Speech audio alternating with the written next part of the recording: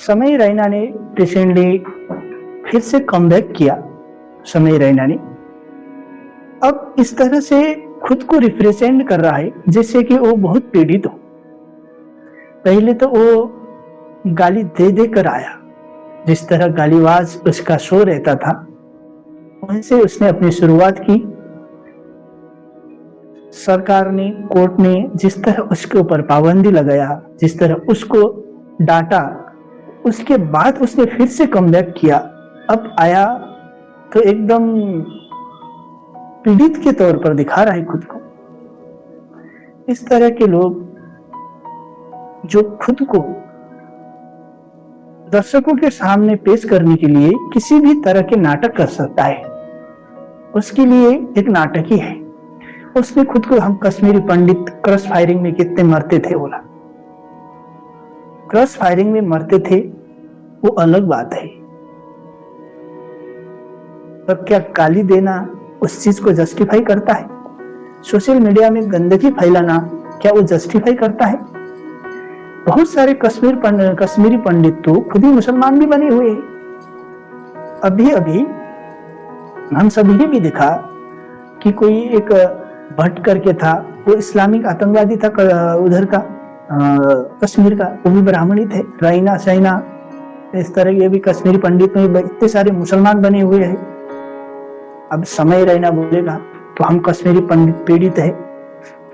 आप पीड़ित है इसका मतलब ये नहीं होना चाहिए कि आप गालीबाज बने, दूसरे को गाली दे, गाली देने के बाद खुद को विक्टिम के तौर पर दिखाए। यह किसी भी तरह जस्टिफाई नहीं करता। आप बोलेंगे मेरी आवाज को सरकार ने दबाया। सरकार ने तुम्हारी आवाज को नहीं, जो तुम्हारी गंदगी थी उसको दबाने की कोशिश की थी। इस तरह की गंदगी थी, वो गंदगी किसी भी तरह हमारे समाज के लिए ठीक नहीं था।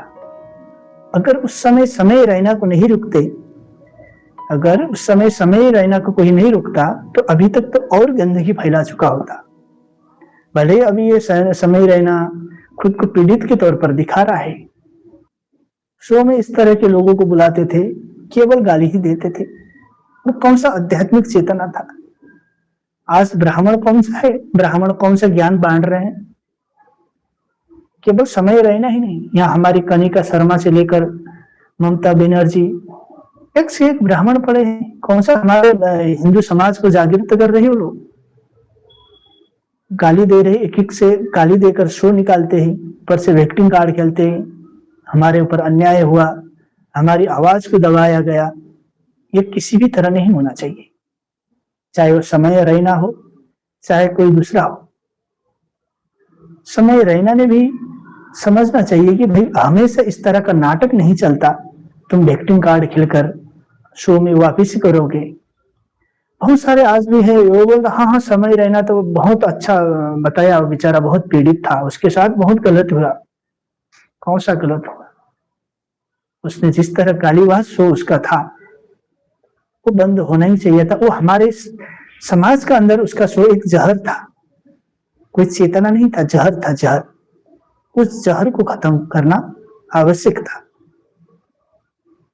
यही है जो भी समय रैना के ऊपर आजकल बोल रहे हैं कि बहुत कमबैक किया, बहुत अच्छा कर रहा है, बेचारा अपने दुख को दिखा रहा है। दुख क्या?